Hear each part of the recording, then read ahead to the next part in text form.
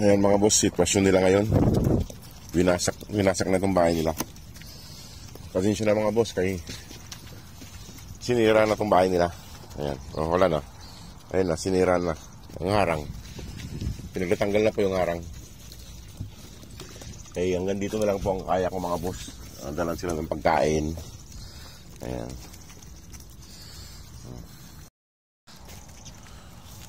Ayan mga boss, pasensya na, kaya wala na.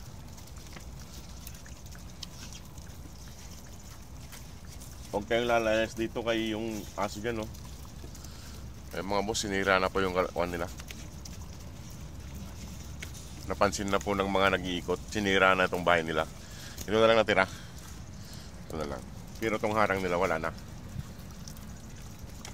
Kaya hindi ako magtatagal dito mga boss, kay mahirap kasi. Si Dara parang nahihirapan tumayo si Dara mga boss. Kaya lang nang kain at ako'y alis kagad para hindi tayo makon dito. Mandali. Ayan mga boss. Ubos yung pagkain, ubos yung pagkain.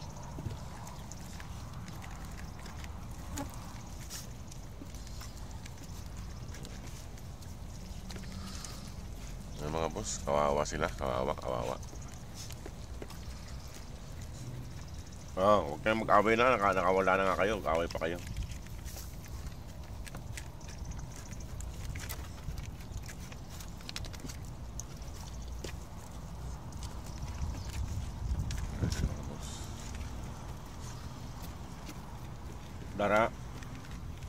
Dara, halika rito Dara.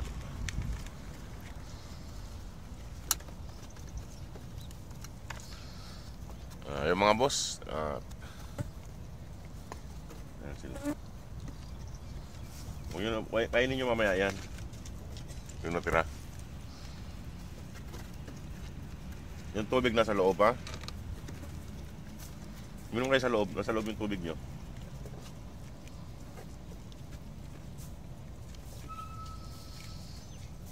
Mga boss, ubusin na lang ito mamaya pagtanghalian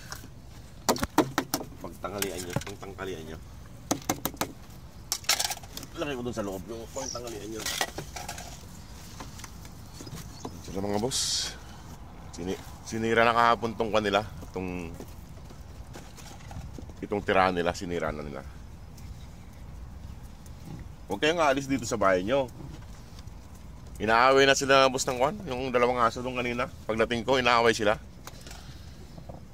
Ay, nakakalungkot man, pero wala po tayong magagawa. Ganun po talaga ang buhay. Hindi natin hawak dito. Sige mga boss, at ako'y aalis na rin. At maglalay ako mamaya. Sige po mga boss, maraming salamat po. Mga boss, katapos ko lang pakainin yung mga dugis doon. Ito, si Scooby. Ganito ni Scooby. Nakakalungkot man mga boss, kasi wala tayong magawa. Dayo lang tayo rito. Kung gusto nilang sirain yung bahay, wala tayong magagawa doon.